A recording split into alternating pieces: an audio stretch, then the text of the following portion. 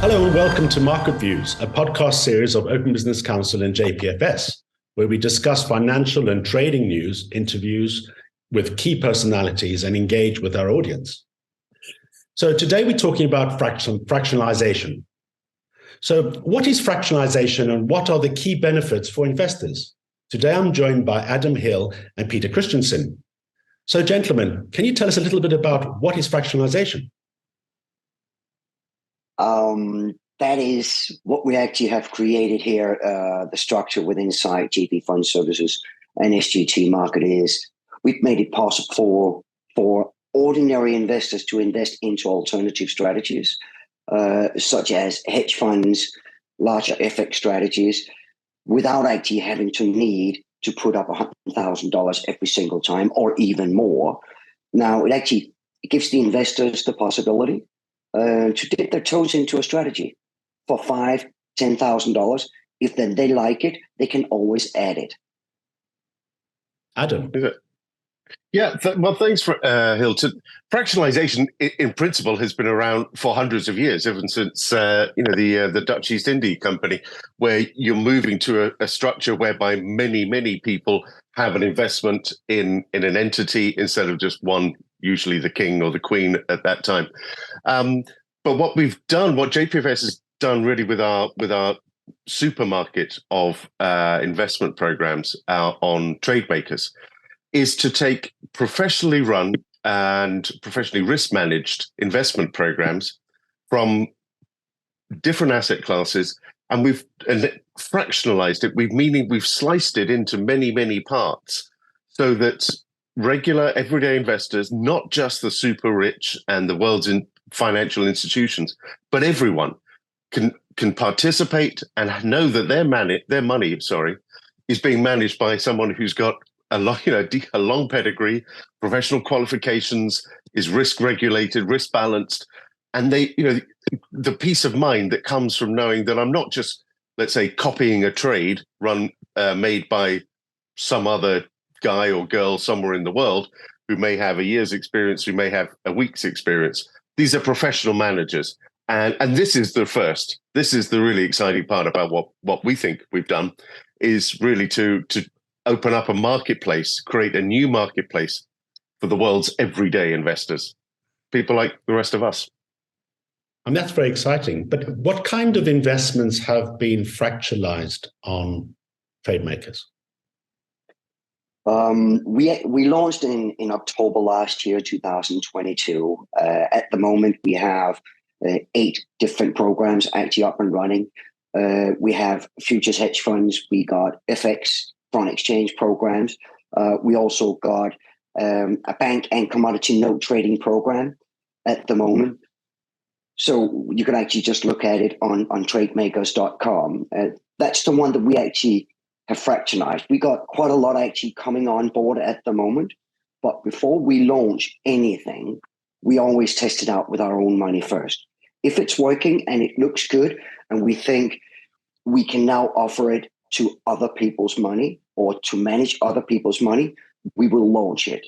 Some of the managers, we actually been participating with our own money for the last 2, 3, 4 years, and it's being launched now. So they will be coming up quite a lot. At the moment, these are the ones that we actually have approved with the risk level that we actually like to actually offer to other people.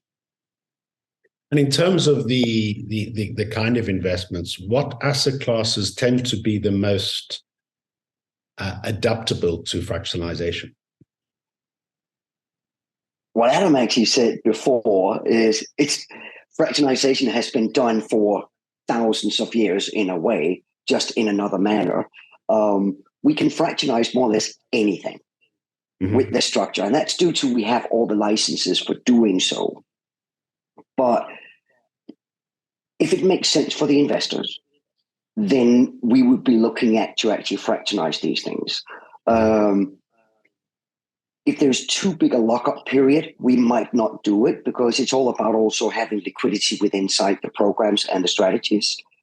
But what's coming up is our own in-house bond strategy that we're actually creating out of South America with the biggest exchange in South America in this asset class. We're also coming up with fractionalizations of planning permission, should be coming out this week, maybe next week, which is brand new.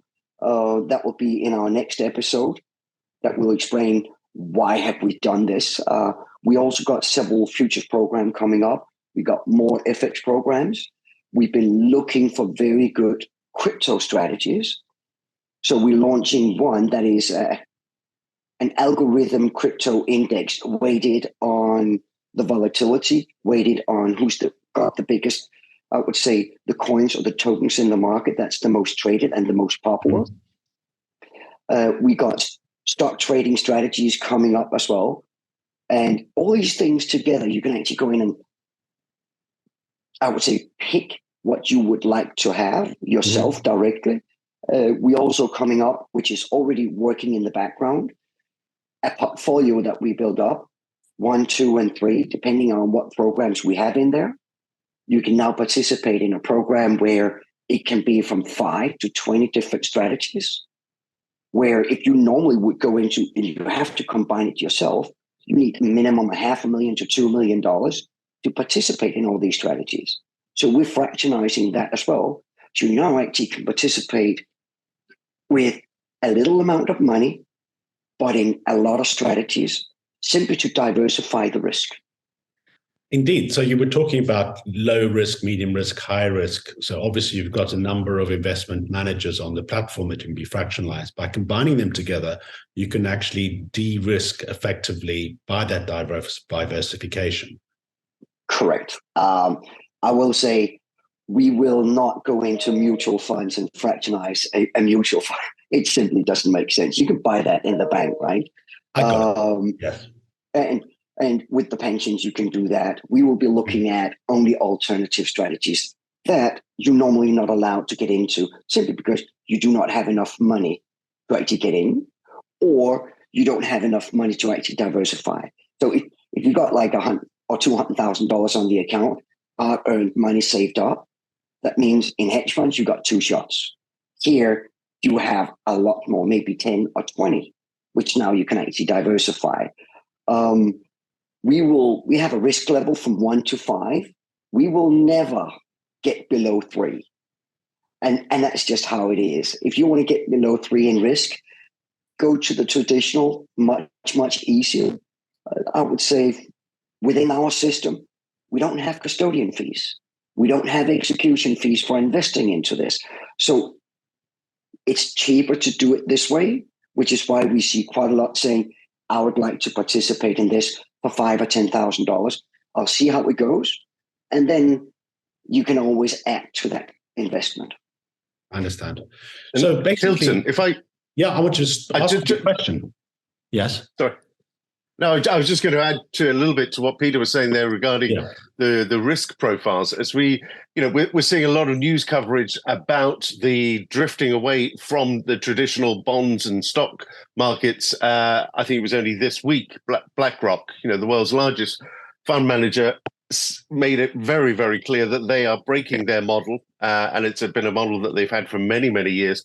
60-40 breakdown between stocks, equities and bonds, in order to exploit and explore the alternative space. Now, this is the space in which we operate.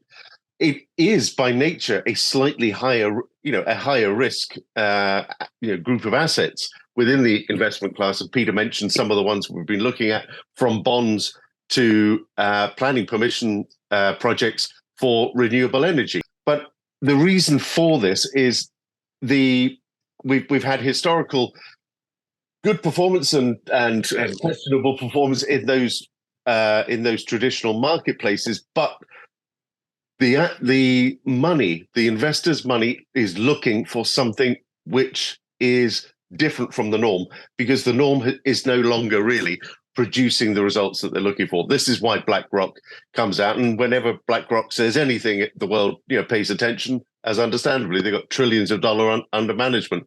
So it's this area of alternative investments. These are the asset classes that will be fractionalizing, and yes, they will have a medium to high risk ratio. Yeah. So if I was an investor and I invested my money in the fractionalized programs that you have, Where's the money held and who's the custodian? The money is held with our partner, SGT Markets. We've been working with SGT for a number of years. They've got a great reputation in the market. They're an investment dealer, and they've been, I think, around since 2006. The accounts are held with SGT in the British Virgin Islands. They're a regulated FSC regulated entity, and they sort of undertake some of the execution for the programs, as well as the custodianship of the funds on account. Brilliant, thank you. JP have actually been, we've been a client with SGT for many, many years for the hedge funds that we actually set on the different markets. And the reason for it is that they actually know what a hedge fund looking for. They know what the administration is. They know the nitty gritty. So it's not like you go in and say, oh, I just need an ordinary account. No, they always call up and say, so what are you looking for? And that's the reason why we actually do it with us. Mm-hmm. And that also is, one of the ways in which we've tried to simplify and the process for our various fund managers and program managers is that they, through fractionalization, they face us. They only have one account which they need to service. We, under Trademakers and SGT Markets, we maintain the relationships with all of our clients directly, so that our program managers have much less admin time, much lower costs, and can focus on what they do best, which is designing and developing and refining programs that generate results for the end client. Well, that's very interesting. So this sounds very exciting. So how can investors start with fractionalized investments, and how much does it cost, and how easily can they withdraw their money from these type of investments? Sure. Well, as we mentioned earlier, all of our platforms, all of the programs are listed on the Trademakers platform. So there we have charts sort of revealing the overall performance, the monthly performance, sometimes even down to hourly performance, depending on the program. Each of these are updated in real time. The monthly updates happen every 4 weeks. We've tried to make the proposition as clear, transparent as possible. So it starts really with looking at what's my risk appetite, how long is my investment horizon, and which of the programs might help me achieve my goals. And as I think Peter mentioned earlier on, the programs essentially all start from 5,000. Now, whether that's $5,000, euros, or pounds, it's roughly that's the initial amount. And again, just to underline this, these are typically programs which normally, before fractionalization, before Trademakers, you would have had 100, 200, 300,000 or more dollars, pounds, or euros to get involved in. Now, Ma and Pa investors, as the Americans like to say, can get in for $5,000. And also, just to add here a bit on the cost, if the lower the investment normally are, the higher the minimum cost will be in percentage against the investment. Here we try to take all that away, so there's no execution fees, there is no custodian fees. And if you invest, let's say via a bank on the ISIN or whatever it might be, and you put in $10,000, within a year, you probably minimum cost is $100 to get in, minimum cost to get out is $100. That's already 2% that you actually lose just on the execution fees. Now, we don't have that, which means you're not behind to 2.5% on a yearly basis if it's $10,000. If it's 5, you're already behind 4.5%. So we try to make it a bit more cost efficient for us normal investors to get into these programs, and that's in a way the strategy and the structures in a nutshell. Wow, thank you very much, Adam and Peter, to tell us a little bit more about the fractionalization through the Trademakers platform. So follow us on jpfs.com and openbusinesscouncil.org, and please engage with us on these links below, as well as on LinkedIn and Twitter. And do send us some questions for our next episode. So goodbye, and thank you very much for watching. And thank you very much, Peter. Thank you, Adam.